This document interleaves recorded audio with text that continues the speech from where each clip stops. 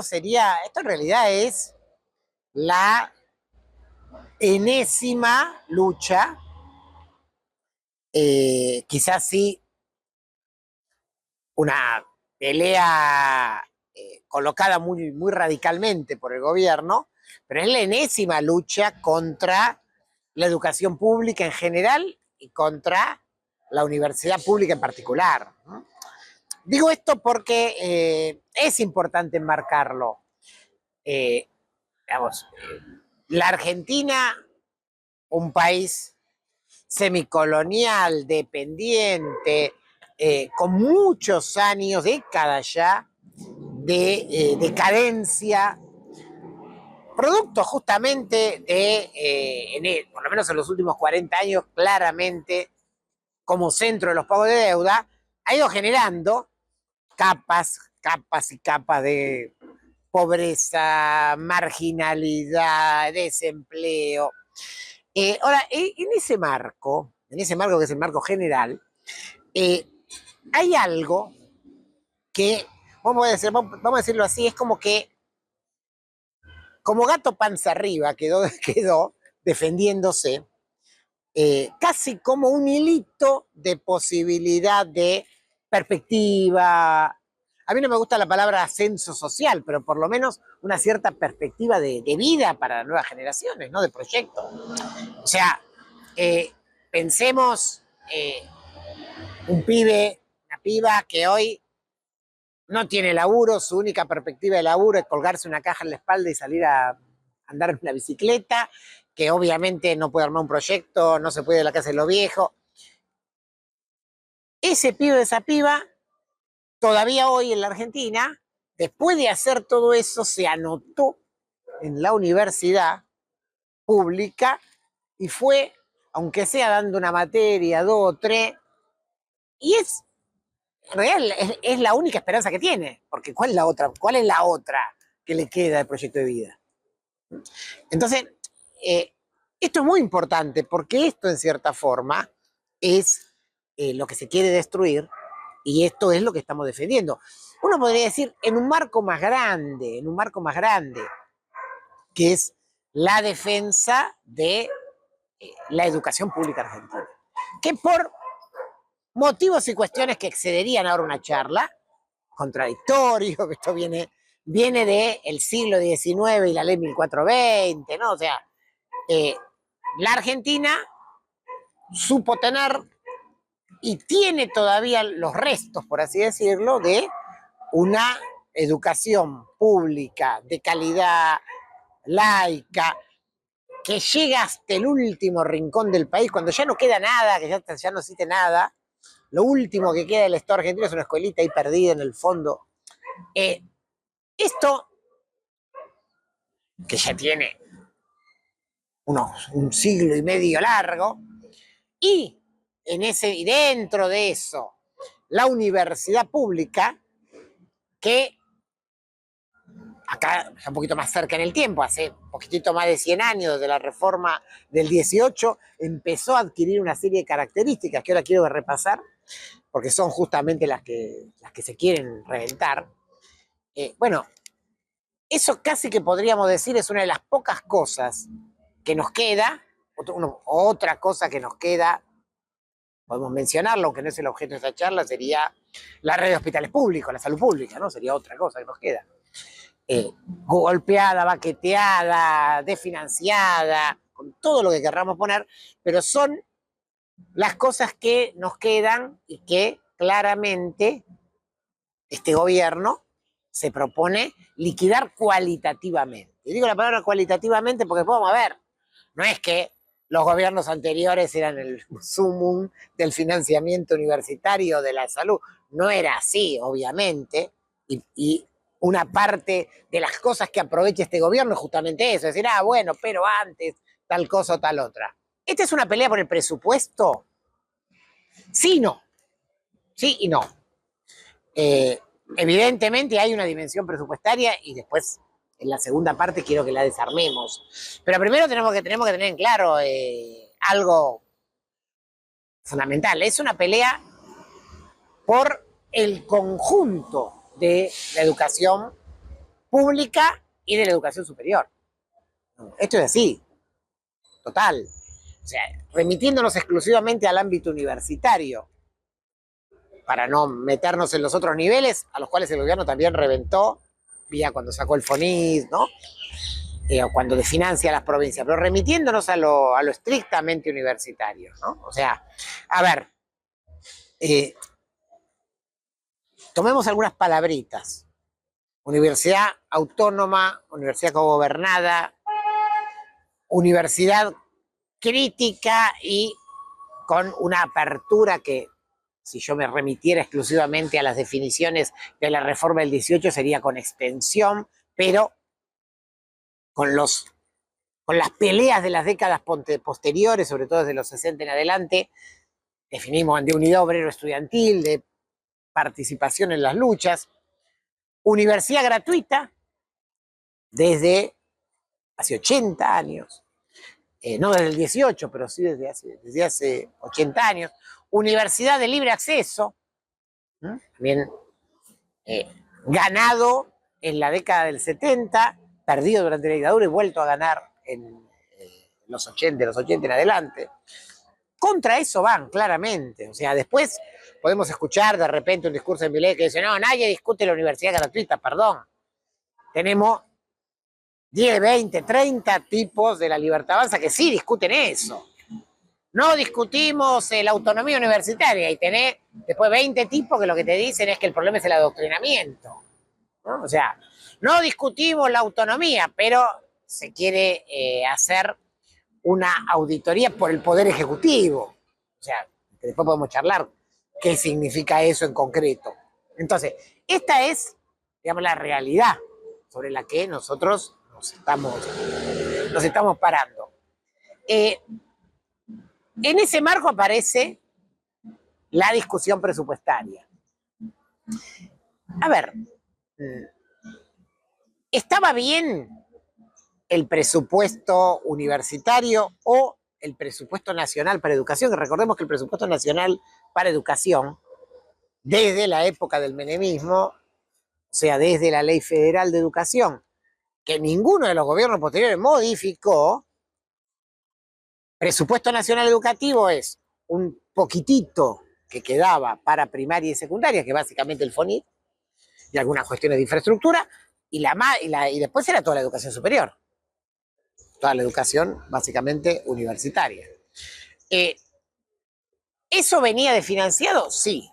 Nosotros podemos hacer una larga historia de todas las peleas por mayor financiamiento, por salarios docentes, por edificios donde no lo había, edificios únicos, mejores condiciones de infraestructura, becas para los estudiantes, boleto estudiantil. Podemos hacer una larga lista histórica de peleas que existían de antes. Los que somos acá, digamos, podemos discutir las de sociales, pero en la UBA solamente y extendido al resto de las universidades hay mucho de esto. Ahora, ¿cuál es el salto en calidad que hay ahora? ¿Cuál es el salto en calidad? Yo lo marcaría en... Hay una especie de... Primero hay una especie de sinceramiento violentísimo de algunas cosas. La de educación planteaba algo que hace... Yo no sé si alguna vez se llegó a cumplir, creo que nunca se llegó a cumplir. Alguna vez lo dibujaron estadísticamente, pero nunca se llegó a cumplir, que era el tema de que debía haber un mínimo de inversión en educación. El 6% del PBI. Un número que muchas veces se disfrazaba, porque se metía dentro de educación cosas privadas. Pero bueno, la realidad era que por lo menos los que dibujaban el presupuesto tenían que hacer algún tipo de pantomima para llegar a esto. Por primera vez, este gobierno dice directamente derogamos esto. O sea, ya directamente ni vamos a hacer el esfuerzo de acercarnos a esto, lo derogamos.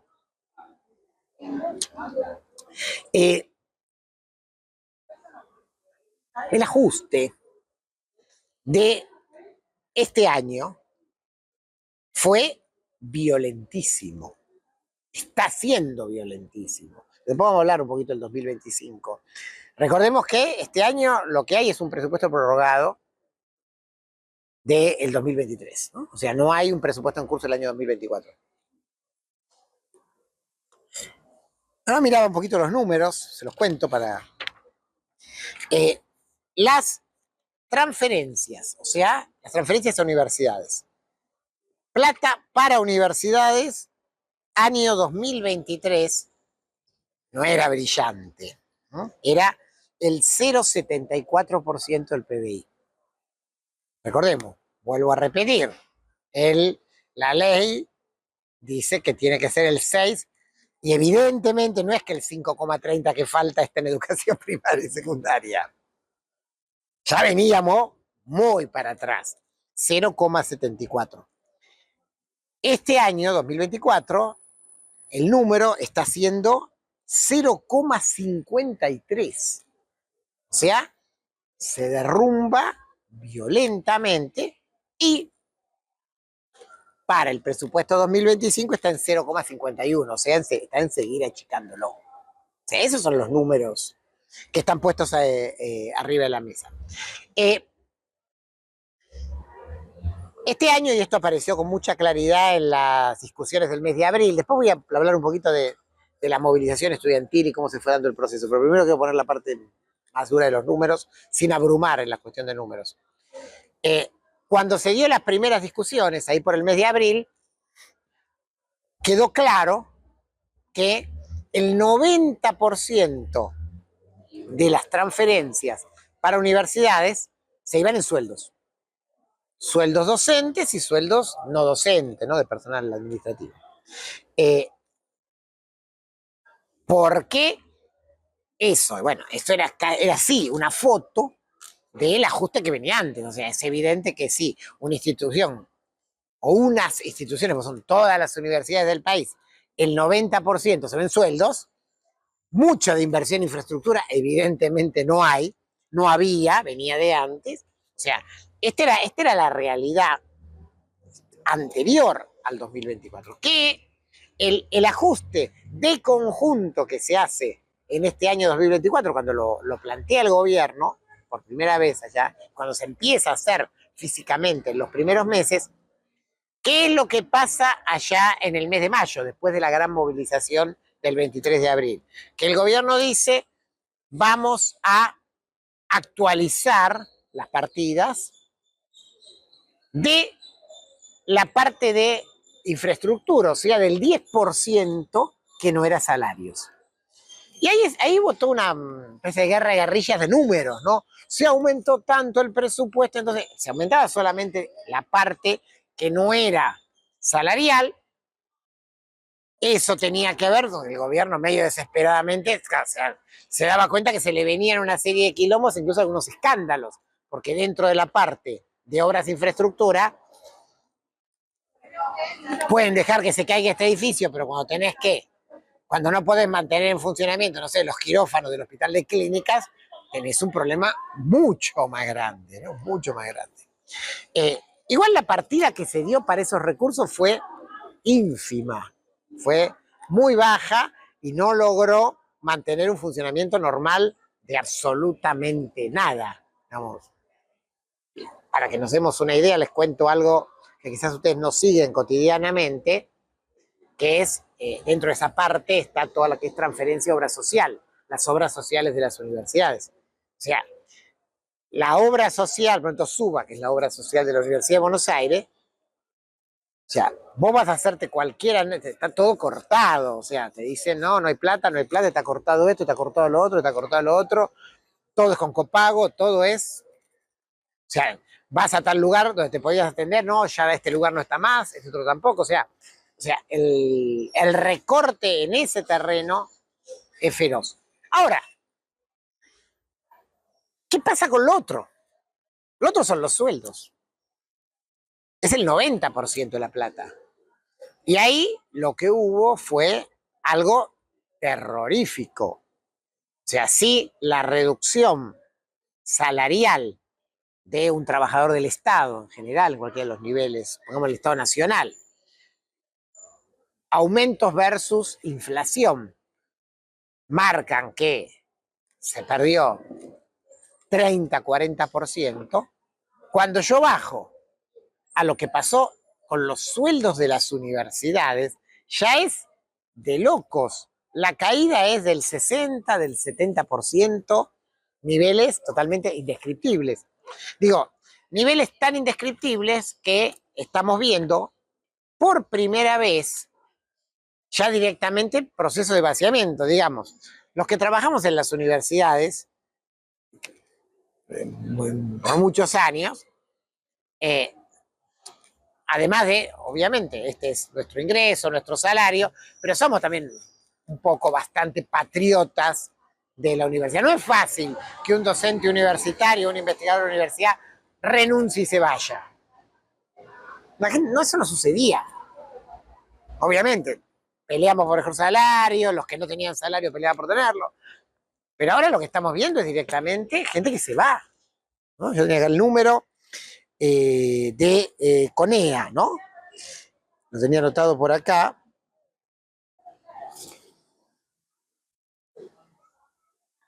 Bueno, ahora no lo encuentro, ya lo voy a encontrar. Hay como 60 los investigadores de la Comisión Nacional de Energía Atómica del Balseiro, que es quizás uno de los puntos científicos más grandes de la Argentina, que renunciaron este año. O sea, se lo llevaron.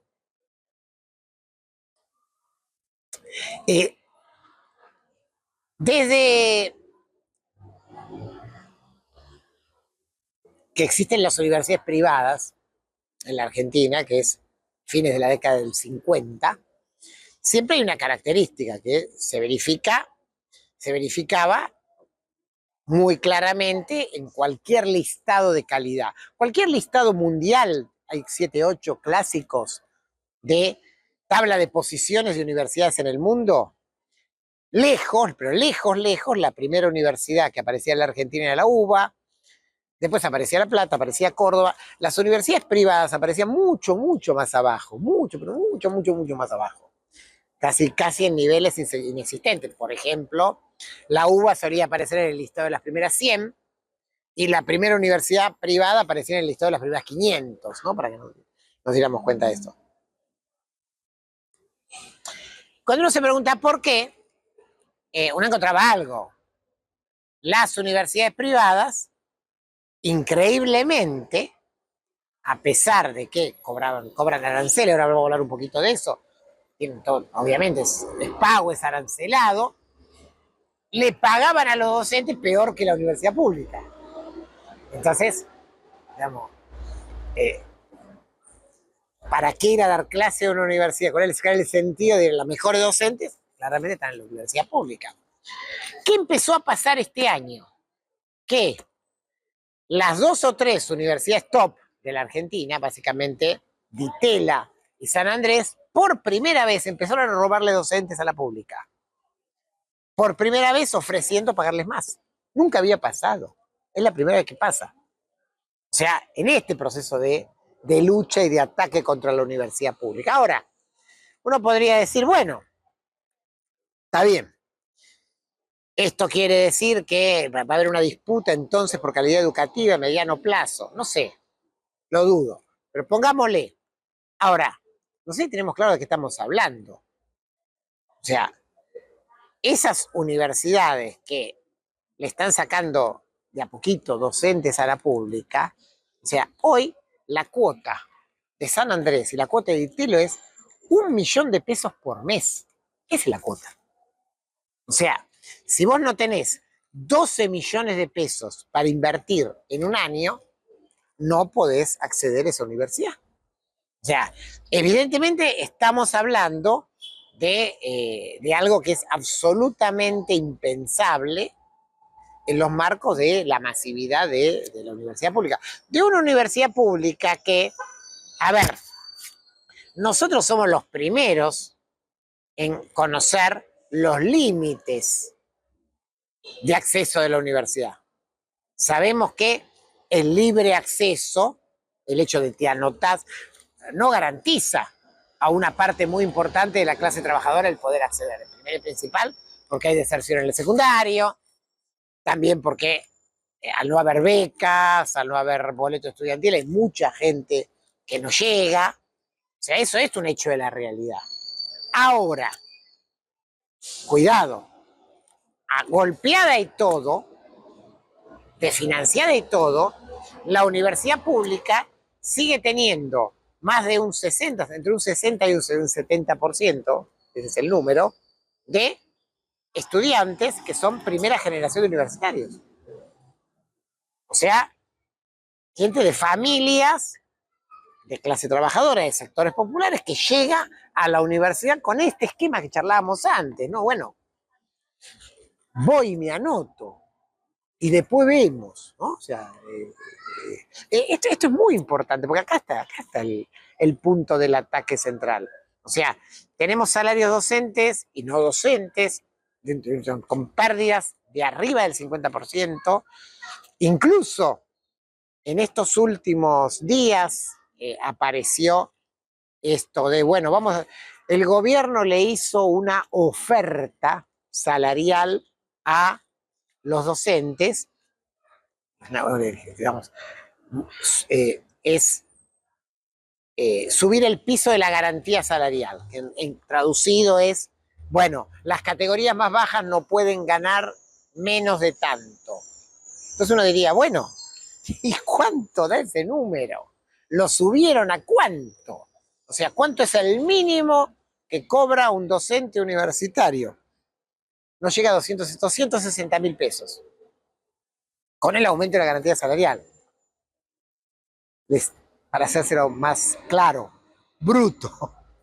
A eso hay que hacerle los descuentos, ¿no? O sea, estamos hablando de esto, hablando de este nivel de crisis, de financiación. O sea, esto es lo que nos lleva a nosotros a decir, a ver, ¿qué es lo que está en juego ahora? Está en juego en este momento, ahora, la necesidad inmediata de que no quede cristalizado que los salarios, ¿sí?, docentes y no docentes, se hayan transformado en salarios de pobreza, de indigencia, y que estén incluso por debajo del ya violentísimo recorte que sufren todos los salarios estatales. Entonces, esto es muy importante entenderlo. Esto no es un debate exclusivo, ni siquiera central, del presupuesto del año que viene. El recorte es sobre el presupuesto actual. Y la necesidad de la recomposición es ahora. Por eso insistimos mucho en, bueno, lo que ha aparecido de muchas autoridades universitarias o de agrupaciones estudiantiles mayoritarias o de algunas gremiales docentes o no docentes, y no docentes también.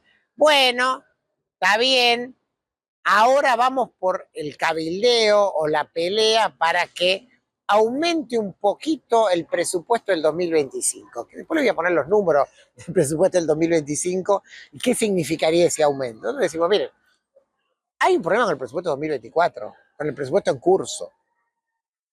O sea, hay un problema que es ahora, que es la imposibilidad física de funcionamiento, y si nosotros dejamos que esto pase, es absolutamente utópico pensar, y bueno, y después en el 2025 este gobierno va a aplicar determinada partida presupuestaria. No, no es así.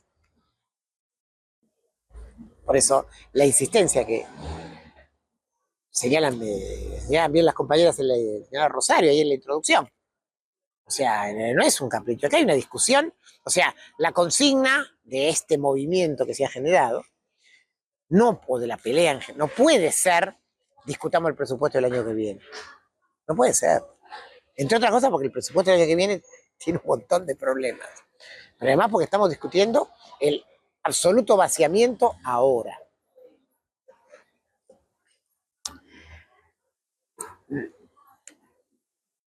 Me voy a meter un poquitito en el presupuesto del 2025 y después voy a volver a una gran pregunta, que es el porqué de todo esto. Primero, para entender lo del presupuesto del 2025, que yo les había dicho recién, en la transferencia a universidades en términos del PBI va a ser más chica que la de este año. Pero ahora vamos a los números en concreto. El gobierno en el presupuesto 2025 escribe, para las universidades 3,8 billones de pesos.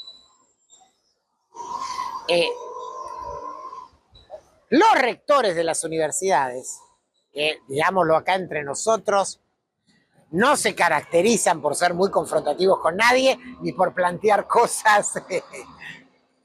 Siempre fueron los administradores del ajuste. Ellos,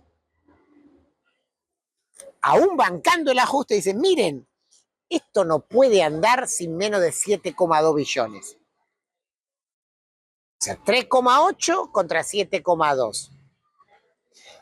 Pero encima lo que están planteando es, bueno, vamos a una negociación, Diario La Nación de ayer, de esos debates, y el gobierno dice, guiña, bueno, está bien, en vez de 3,8 te doy 4, 5. O sea, este es el debate. O sea, si se entra a la negociación presupuestaria, termina así. 3,8 es muy poco, 7,2 es lo que piden los rectores, que no alcanza para nada, terminamos en 5. O sea, terminamos todos cocinados. Esta es la discusión numérica concreta, ¿no? Concreta, numérica, ahora. Por eso decimos, esto no tiene ninguna perspectiva. Ahora, el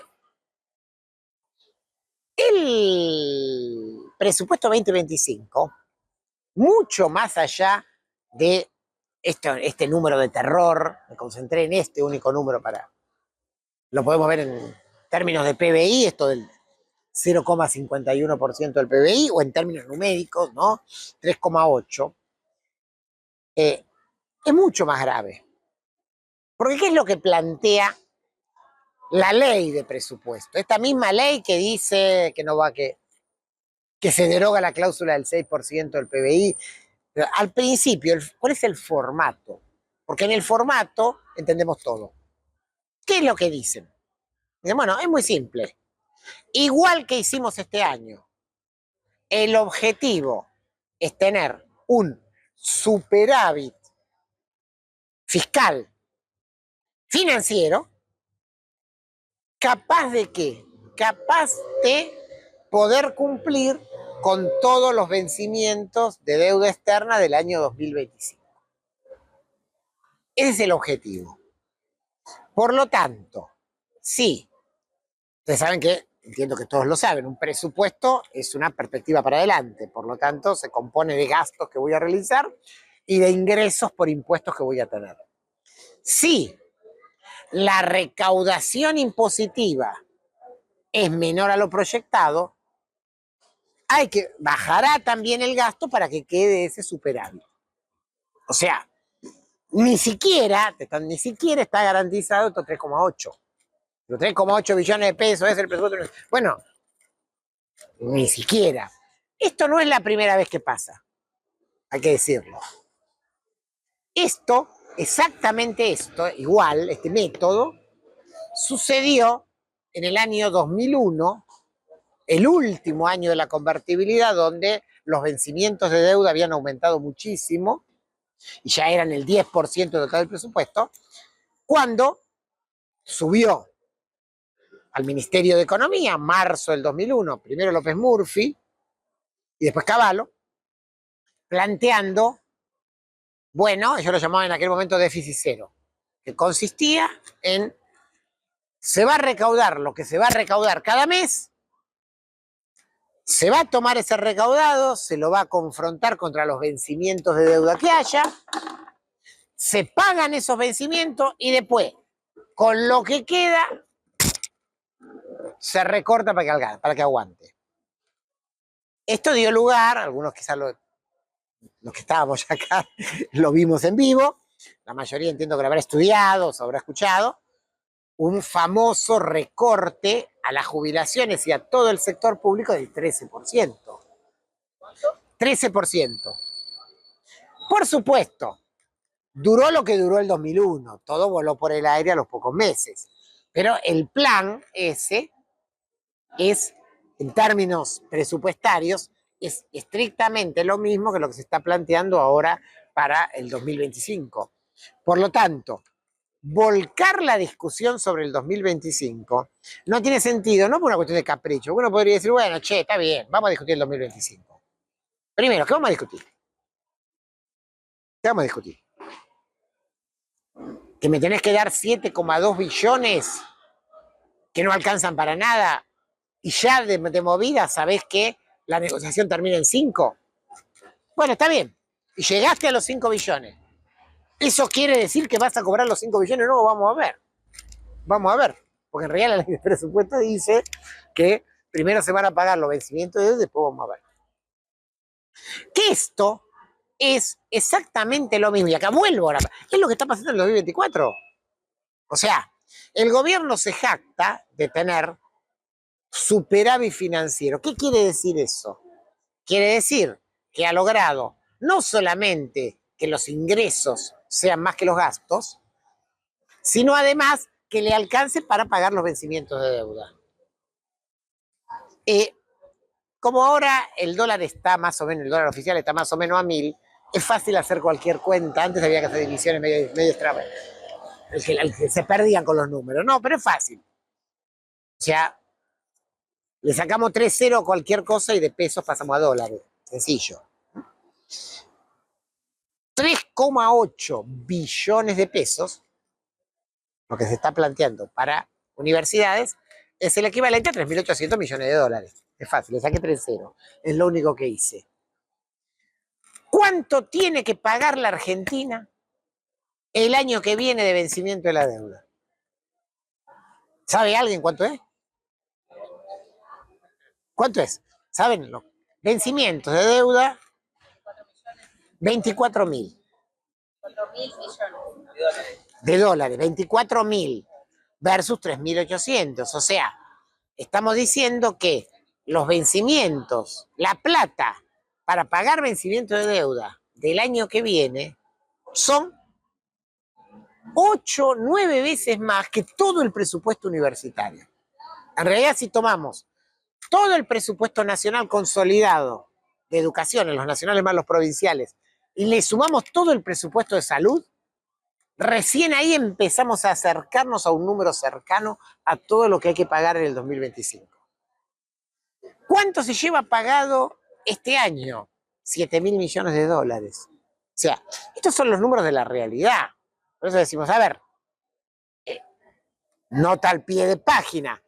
En una Argentina donde tenés un gobierno que encima lo que hace es quitarle impuesto a los ricos, porque estamos hablando de un gobierno que sacó el impuesto a los bienes personales, que es el equivalente a impuesto a la riqueza que hay en la Argentina. En la Argentina no hay un impuesto a la riqueza, no existe. Lo más parecido a eso de bienes personales. Bueno, se ha bajado en forma escandalosa bienes personales. En la Argentina hay, todo el mundo lo dice, un PBI entero fugado al exterior. En este momento hay una ley de blanqueo donde alguien entra. No sé si tenemos noción de lo que es la ley de blanqueo actual. O sea, además de que nadie te pregunta de dónde sacaste la plata, con lo cual puede haber narco, trata de personas, cualquier cosa. La ley de blanqueo actual es, yo llego, me perdonan todo lo anterior, o sea, si hace 20 años que no pago, está perdonado, me bajan absolutamente lo que voy a pagar de acá adelante y ni siquiera tengo que dejar la plata en el país. O sea, la deposito en una cuenta en el banco, la muestro, los bancos tienen cuenta para esto, ¿no? La muestro y a los 30 días la puedo sacar y llevármela de vuelta. Esa es la famosa exteriorización de activos, blanqueo de capitales actual. Con lo cual, digamos, esta es la realidad de los ingresos del Estado. Del otro lado, en gastos, la partida totalmente priorizada, pero ya explícitamente priorizada, es pagos de deuda. Entonces, ahí es donde nosotros decimos, miren, acá es muy sencillo esto. Más que nunca es o el pago de la deuda o los fondos, en este caso que estamos hablando, para educación, para universidad. Los fondos de ahora, por eso decimos partida extraordinaria. Estamos entrando a noviembre. Alguien podría decir, che, bueno, pero estamos en noviembre, partida extraordinaria de noviembre, enero es lo mismo. Ya estamos en el presupuesto 2025. Es que no va a haber. No, no es que, bueno, si no es, somos ahora, somos caprichosos de que queremos la partida ahora y no dentro de 2 meses. No va a haber la partida dentro de 2 meses. O sea, por eso, lo que termine pasando no es una ingeniería de la negociación. Digo, no es que entonces ahora entramos en un debate y le sacamos uno de acá, el otro de allá, uno va, tipo cabildeo parlamentario. No estamos en esa realidad. Por otra parte, porque hay un gobierno que ha dicho muy claramente, yo presenté este presupuesto, si logro, pagándole un asado, o como ahora bajaron ya ni un asado, un par de empanadas a los diputados más o menos que tengo ahí alrededor, logro votarlo bien, y si no, no habrá presupuesto. O sea, lo están diciendo ya descaradamente. Si no, será otro año sin presupuesto y seguiremos como ahora. ¿Y qué problema hay? O sea, este es el planteo del gobierno. Frente a esta realidad, lo que nosotros tenemos claro es, esto no es simplemente una discusión presupuestaria que lo hacen los rectores o los rectores más alguna burocracia sindical docente o no docente, no es eso, es algo mucho más profundo. Y no sé, vamos a lo más profundo. Y acá sí tenemos que volver a la historia, claramente. Porque esta universidad, digamos, desde los 100 años, si queremos, de la reforma para acá, los 80 de la gratuidad, los 50 del ingreso restricto, etcétera, etcétera. El imperialismo, las clases dominantes, desde el momento en que ya la universidad no les servía, porque necesitaban otra cosa, la universidad pública no les servía, trataron de reventarla muchas veces. Muchas veces. Puedo hacer toda la historia, ¿no? O sea, para no ir a debates muy atrás, pero yendo bastante atrás, desde la noche de los bastones largos, con las intervenciones universitarias de ese momento, pasando por la década del 70, o más acá, las leyes de educación superior, y siempre que exista esta universidad pública que nosotros conocemos, es producto de que hubo resistencia masiva de un actor que es el movimiento estudiantil. Esto es lo que definió montones de luchas, montones. Vamos a hacer una lista, ¿no? O sea, hasta la más clara y visible, que como corno estamos en este edificio. No estaríamos en este edificio si no hubiera habido una toma del rectorado, clase pública, paro. O sea, obviamente, los docentes universitarios podemos hacer un paro, los no docentes pueden hacer un paro. A este gobierno no se le mueve un pelo por eso. No es lo que le preocupe. Es más, que cierren y se vayan. Es distinto de la educación primaria o secundaria, donde un paro de los docentes primaria y secundaria, el solo hecho del quilombo que genera en la estructura familiar, tiene un rebote. Esto no es así a nivel universitario. Por eso, a nivel universitario, la relación de fuerzas cambió cuando entró el movimiento estudiantil y se transformó en algo masivo. El movimiento estudiantil como actor. Y lo que pasó este año se verificó muy claramente en abril, después hubo un pequeño bajante, después hubo el ascenso de la marcha y estamos en curso, veremos cómo termina esto, es la aparición otra vez del movimiento estudiantil. Y este es el punto. Y en ese punto estamos. O sea, por eso insistimos mucho. O sea, yo no me voy a meter acá en las cuestiones, se quiere, entre comillas, técnicas. de qué día hay que hacer una marcha o qué día hay que hacer tal cosa, ¿no? O sea, obviamente dependerá de una dinámica diferente. Ahora, sí nos tiene que quedar muy claro, o sea, esto se define a partir de una lucha masiva en la cual hay un actor central, que es el movimiento estudiantil, que obviamente, como lo vimos en abril, como lo volvimos a ver ahora el 2 de octubre, arrastra a otros sectores y se transforma en un catalizador. Tan catalizador que cuando subió Milei y después de los primeros 5 meses, 5 meses y medio, donde vimos un conjunto de luchas, entre ellas las 2 huelgas generales, y bueno, después cuando esas huelgas, esas luchas bajaron porque la CGT metió violín en bolsa, desde mayo para acá, y el gobierno aprovechó para sacar la ley bases y para avanzar, ¿no? O sea, en concreto avanzó. ¿En qué momento se rompió eso? Y volvimos a ver movilizaciones, quilombos, una cierta tonificación de las luchas. Justamente esta segunda etapa empezó con el ascenso que se dio con la lucha educativa. Ahora vemos otros. A ver, tuvimos el triunfo parcial, pero bueno, de hecho, no lo pudieron cerrar, del Bonaparte.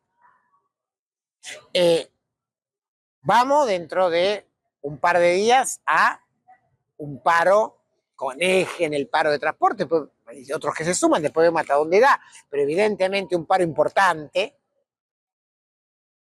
El miércoles, que vamos a ver cómo termina con la UTA, ahora la UTA dice que va para el jueves, pero bueno, vamos a una quilombificación alrededor de eso esta semana.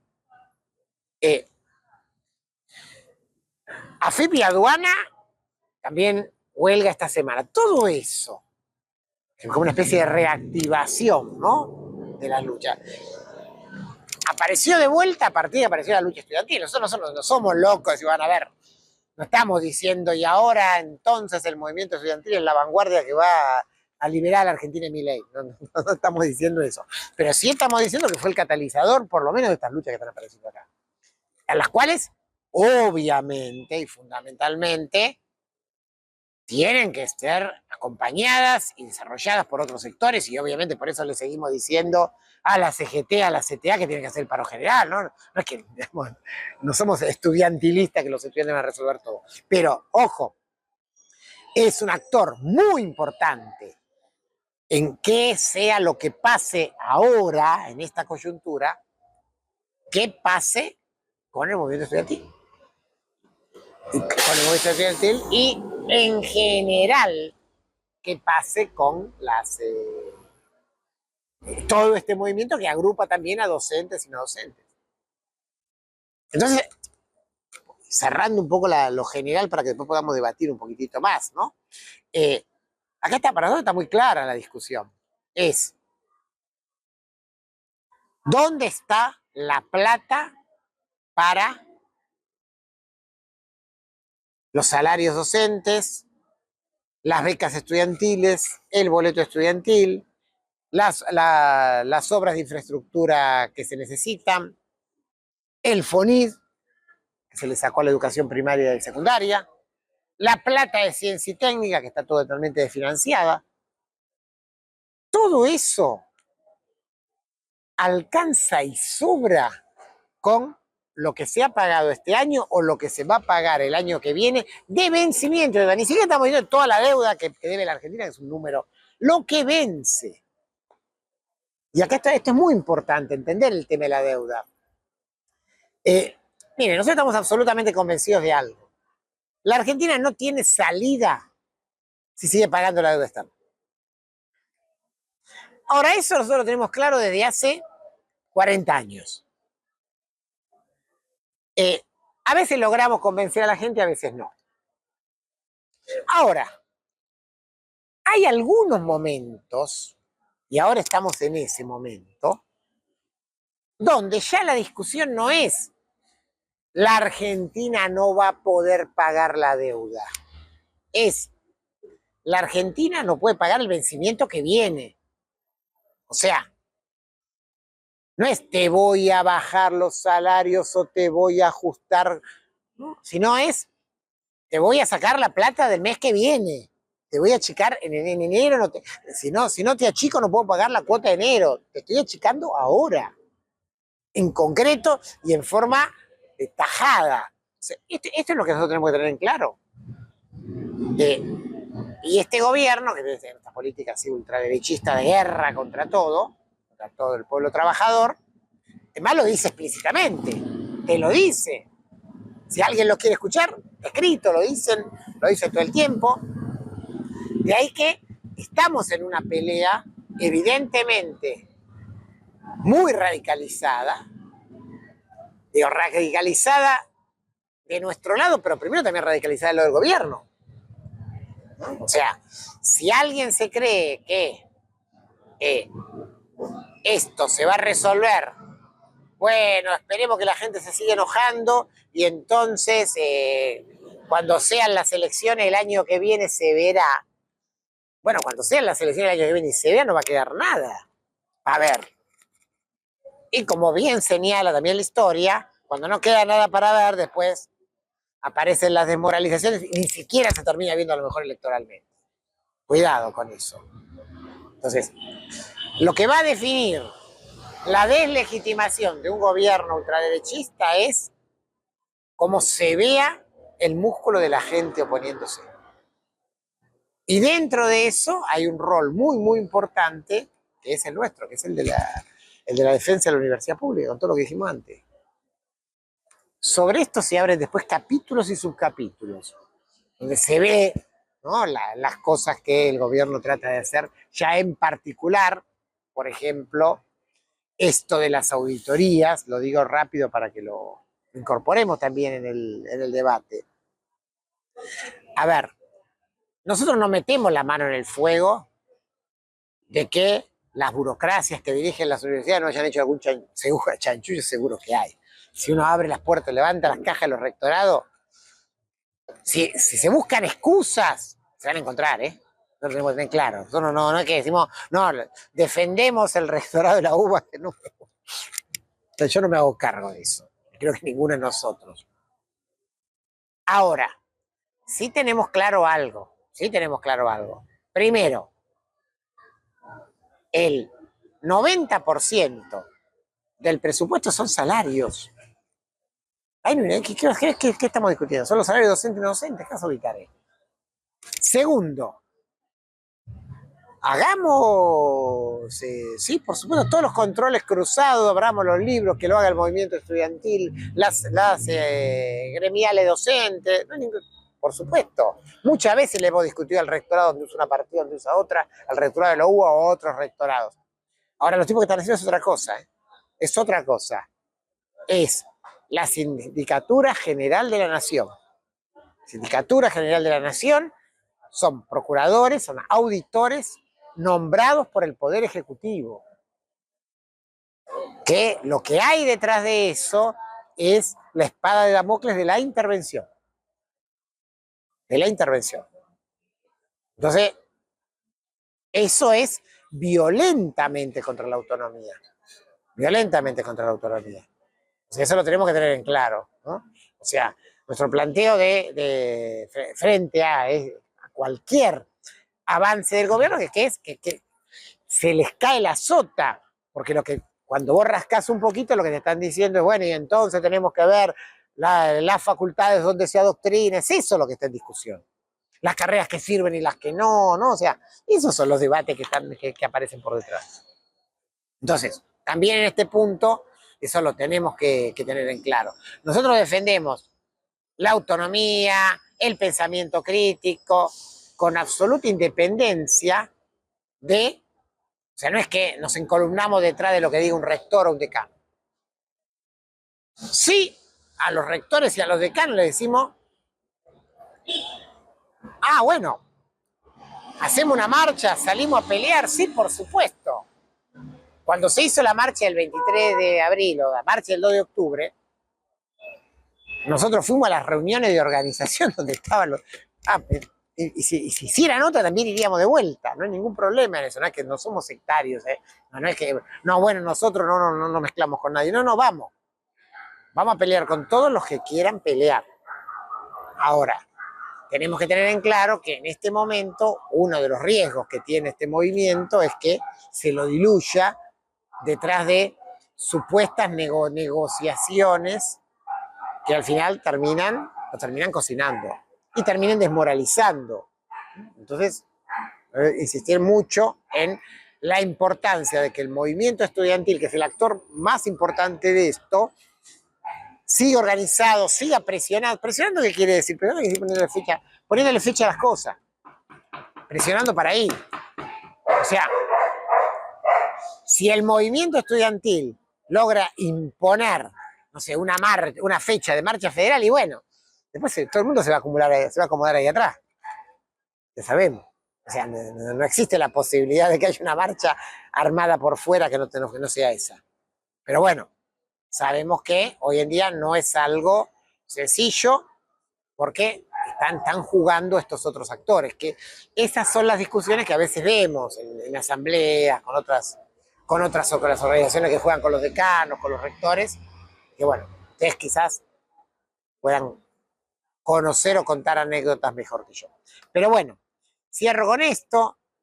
El nudo para nosotros es: La Plata existe y la única forma de que aparezca en concreto es priorizando eso por sobre los pagos de la deuda.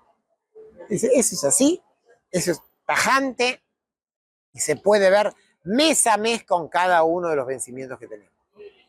Los de este año, los del año que viene, e inclusive si siguiéramos pasaría algo peor todavía en el 2026. Paro acá, para que charlemos un poco.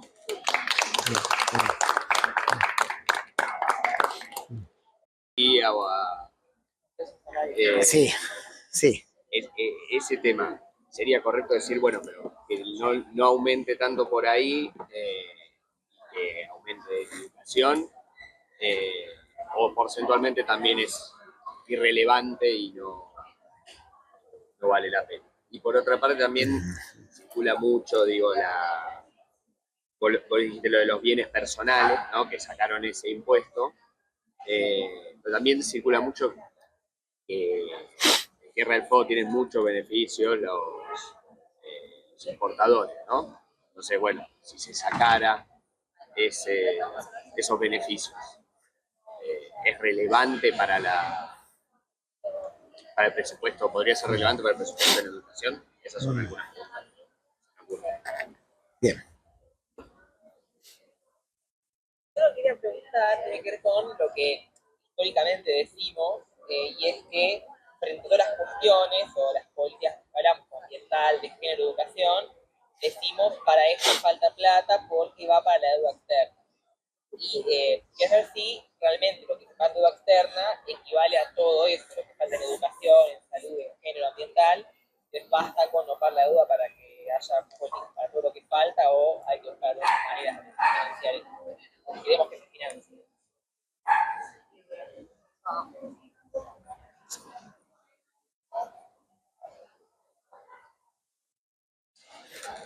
Bien. Yo te pregunto, ¿qué posibilidades hay, porque es algo con lo que intenta jugar el gobierno, de conseguir un nuevo préstamo con el FMI o algún plazo o algo? Porque también hay como cierta expectativa alrededor de eso, porque nosotros en nuestra definición decimos esto: no se puede, no va a aparecer la plata, si pagamos la deuda, no hay salida, etcétera. Pero bueno, eso en a nivel mediático, político, tipo, existe esa esperanza de que aparezcan ahí una ayuda del fondo. Bien. Vamos a hacer dos preguntas en torno al presupuesto. Sí. Recuerdo que es ahora la pelea, pero la locura del gobierno, o sea, está radicalizado primero el gobierno, la ultraderecha no negocia nada. Hay posibilidades de que se prorrogue nuevamente el presupuesto o inclusive es un gobierno tan locoide que quisiera gobernar directamente por DNU, digamos, tengo presupuestos, puedo prorrogarlo o no, si no gobierno por DNU.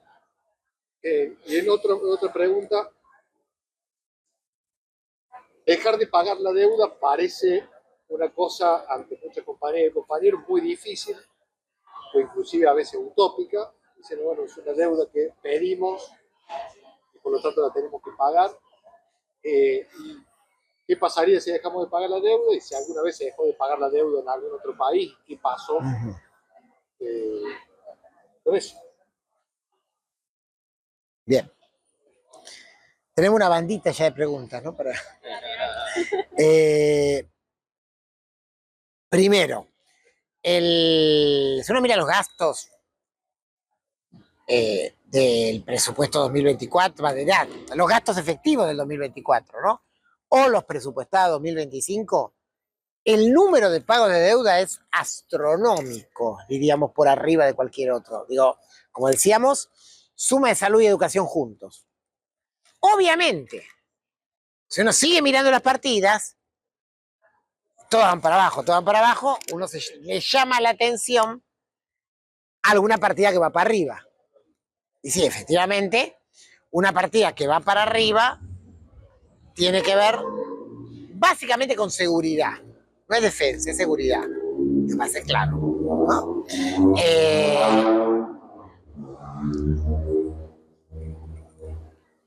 Esto marca más que nada la tensión del gobierno, que es, bueno, voy a hacer el ajuste a palazos. Evidentemente yo no podría decir que la plata que va para, no sé, aerosoles vaya para universidad. Podría ir, pero evidentemente no alcanzaría para resolver. Porque ahí sí, los montos no darían, ¿no? Y dice, bueno, el monto de defensa, de seguridad y defensa, es mucho más chico que lo que se necesita para resolver estos problemas de ajuste, ¿no? Digo, insistimos seguridad, porque, a ver, si uno mira defensa hasta en las cosas más básicas que a uno se le podría ocurrir, recordemos que este gobierno, o sea, la Argentina no tiene, hace unos años, se quedó sin aviones supersónicos, ¿no? O sea, no puedes correr un avión narco, no tenés con qué correrlo. Acuérdense lo que pasó el año pasado. En el marco de la famosa discusión, cuando vino Laura Richardson, Argentina decidió no comprar los famosos aviones chinos y terminó comprando unos aviones que no andan. Compró aviones que no andan, ¿no? No sé si claro, pero Argentina compró aviones que no andan. Hay una marca que ahora hay que traerlos y hacerlos andar. Digo, a poner un simple y sencillo hecho, digamos, el problema no es defensa, sino que básicamente está muy vinculado a seguridad y a todas estas cosas que sí, la Bullrich. Pero podemos, y es correcto repudiar eso y hasta utilizarlo en términos probados de tiempo, nosotros tenemos que saber que de los montos que estamos hablando son otros, ¿no? Efectivamente sí es un tema el tema de qué pasa con los impuestos. O sea, este gobierno le ha bajado más los impuestos a los ricos. Pusimos dos ejemplos, bienes personales y el blanqueo. Y no es lo peor, es que además le ha subido los impuestos al pueblo trabajador. Volvió a poner el impuesto a las ganancias sobre el salario, digo, ¿no? Y hay una cantidad de exenciones impositivas históricas ya, que venían de antes. Por eso nosotros decimos, sí, tienen que reponerse los aportes patronales sobre las jubilaciones, tiene que haber un impuesto especial a las grandes fortunas, ¿no? No va al RIGI, que el RIGI es exención impositiva, a los grandes negocios de las mineras. Bienes personales, la suma de las exenciones impositivas es un monto. Ahí aparece lo de Tierra del Fuego. A ver, nosotros tenemos que tener cuidado con cómo lo planteamos. Es un tema que Los compañeros de Tierra del Fuego, desde que tenemos partido ahí, lo han empezado a discutir. ¿Por qué? Porque hay todo un sector que dice, bueno, levantemos el régimen especial de Tierra del Fuego. Ahora, si es simplemente levantemos el régimen especial de Tierra del Fuego, tipo la apertura a las importaciones, lo que termina pasando es que Newsam, un par de empresas de grandes grupos económicos argentinos levantan lo que tienen en Tierra del Fuego, siguen haciendo negocio en el resto del país y dejas a 200.000 personas sin trabajo. ¿No? Eso es así. Entonces, nosotros decimos, bueno, a ver, es evidente que ese régimen que viene favoreciendo a las grandes empresas tiene que ser modificado, pero a partir de generar un régimen de excepción obrero y popular que prohíba los despidos, digamos, porque si no, ¿qué le estamos diciendo a la gente de Tierra del Fuego? Al obrero que está en Tierra del Fuego. Levantamos todo y lo que pasa al otro día que te quedas sin trabajo, ¿no? Entonces, para ir al nudo de la discusión, nosotros decimos, punto uno, el monto gigante es el no pago, está en la deuda. Punto dos, impuesto especial a las grandes fortunas. Eso sí, hasta ahí. Para ponerlo claro. ¿Qué escribí acá? Ah, sí. El gobierno puede no sacar el presupuesto 2025 y gobernar por decreto. O sea, gobernar prorrogando, sería medio loco, estarías prorrogando ya un presupuesto de hace 2 años, ¿no? Pero sí, porque además lo dice. Dice, o me votan esto, o si no, no hay presupuesto y seguimos como estamos. O ni siquiera por DNU, con prórrogas. Lo hacen. Obviamente yo creo que es la opción 2 del gobierno, porque la opción 1 del gobierno es tratar de que el PRO, ¿no? los radicales y peronistas amigos, bien, por eso te decimos, guarda con estas negociaciones. Que entonces en el famoso toma y daca se le termine votando un presupuesto de superajuste al gobierno, porque te dieron 2 caramelos. Creo que el gobierno tiene claro que los nudos generales no los toca de este presupuesto, y si no, no habrá presupuesto. Sí, puede ser que no haya presupuesto, que sea que se prorrogue. Bien, obviamente que el endeudamiento, decimos, la deuda es impagable, la deuda crece, es interés sobre interés. Ahora bien, a lo largo de todos estos años, décadas ya, ha habido varias veces el famoso, bueno, corro los vencimientos con préstamos nuevos, o sea que un nuevo préstamo patee para adelante. Una realidad que hay hoy es que el gobierno de Milei no está logrando correr eso. Esto es un hecho de la realidad. O sea, el Fondo Monetario Internacional dijo 1, 2, 3, 5 y 10 veces, al que lo quiere escuchar, Cristalina Georgieva en foto con mano y en foto sin mano. Guita Gopiná, que es la que maneja de verdad todo. Juli Cossack en las conferencias de prensa. Rodrigo Valdés, al que no le gustaba el gobierno, y Cubedú, que le pusieron ahora, no porque ya que no le gustaba el otro. Todos dicen lo mismo. ¿Qué es? La Argentina tiene que seguir pagando los vencimientos. Nuevo préstamo para la Argentina. No hay. Eso es así. O sea, cuando Milei hacía campaña el año pasado, ¿se acuerdan? Decía, pero yo ya tengo todo arreglado, tengo el préstamo. Ven, lo tengo acá en el celular. ¿Quieren que les muestre el celular? Cuando puso a Caputo de ministro, dijo, Caputo vino de ministro porque él ya tiene con sus contactos garantizado 15.000 millones de dólares. Ni el celular de Milei, ni Caputo consiguió un peso. Esa es una diferencia con Macri. Porque Macri, el primer año de gobierno, sí consiguió un montón de plata, que fue el aumento del endeudamiento de Macri. Después terminó volando por el aire 2 años más adelante. Hoy, nadie le presta a la Argentina. Por eso esto está muy atado con el famoso de el qué pasa si no pagamos. Porque hay una pregunta previa, ¿qué pasa si pagamos?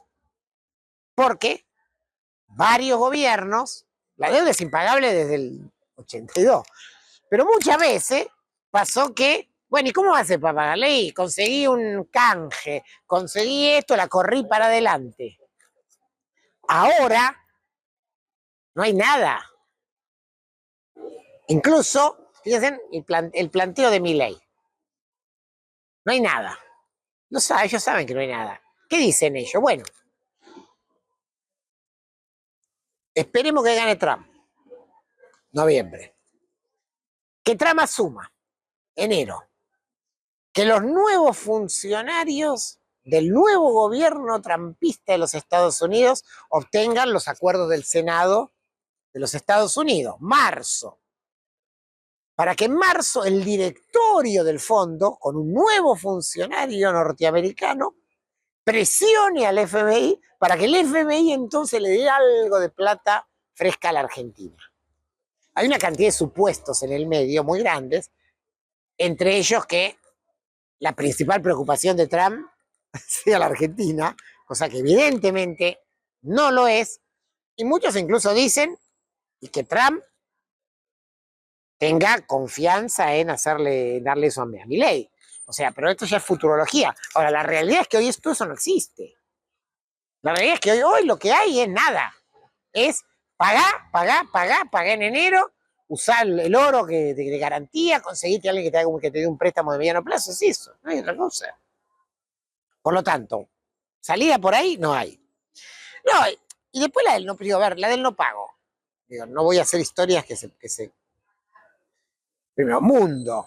Hay 800 ejemplos de todo tipo y color de no pago. De todo tipo y color. Los que no pagaron rompiendo y armando un escándalo en revoluciones y los que no pagaron de callado la boca porque no tenían plata.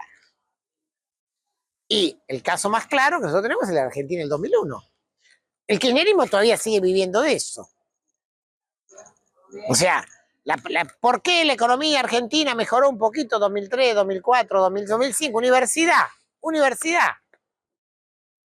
En el 2005 fue una huelga universitaria enorme. O sea, a ver, digamos, no. Hubo una huelga universitaria enorme, no hubo un gobierno que daba plata, ¿eh? Tuvimos un cuatrimestre de huelga. Y el gobierno tuvo que aflojar. ¿Qué aflojó y qué dio el gobierno? O sea, a mí en ese momento me duplicó el sueldo, porque es el simple blanqueo de sumas en negro. O sea, ¿y de dónde sacó la plata el gobierno kirchnerista del 2005 para darme la plata a mí? No estaba pagando la deuda, es muy simple la respuesta. Cuando la volvieron a pagar empezaron, cuando los vencimientos de deuda empezaron a crecer,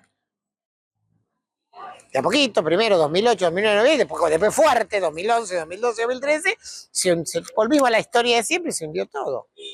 Por lo tanto, la discusión de la deuda, incluso la discusión de la deuda argentina, o sea, un gobierno que se encontró con el famoso no pago de la deuda de Rodríguez Sá, ¿no?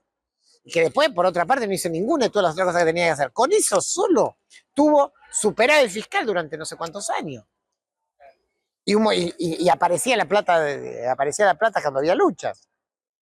Esta es la discusión. Entonces, hay ejemplos, desde los ejemplos históricos, revolucionarios, hasta los ejemplos de Callado de un montón de países, hasta los ejemplos de Argentina, empezando por el más claro de todos, para no ir a historias lejanas, que es el del 2001, que fue la última vez que la Argentina pegó un saltito. Y que se volvió a hundir cuando volvió a pagar. Así que me parece que ese es el esquema, por lo tanto, sí. Ahora, no pago, pero hoy es también, ¿y qué pasa si pagamos? Porque si pagamos pasa esto. No alcanza para pagar los sueldos el mes que viene. ¿No? Es así de simple. Te pagas o comes. Como le está pasando a la gente en muchos otros aspectos. Bueno, no sé. La gente se nos